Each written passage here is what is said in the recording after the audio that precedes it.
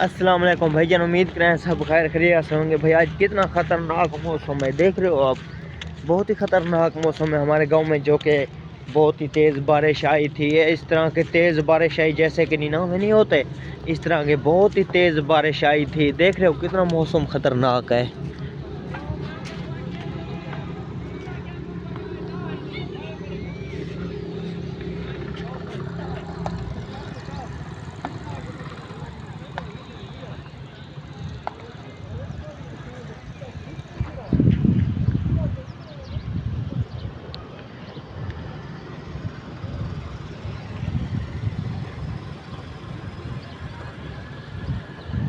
देख रहे हो उस तरह के किस तरह के मौसम है, खतरनाक मौसम है। वो जैसे कि तीर तीर नहीं होता, रॉकेट की तरह बन रहा है।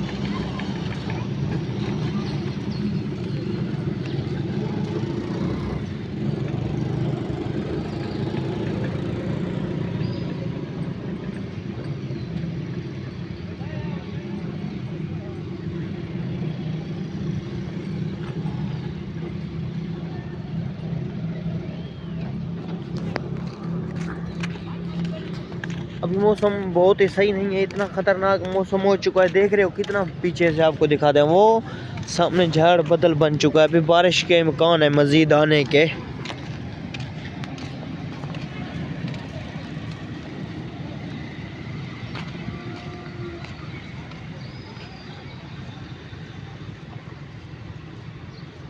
देख रहे हो सामने चिक्कड़ हुए, बारिश आ चुकी है।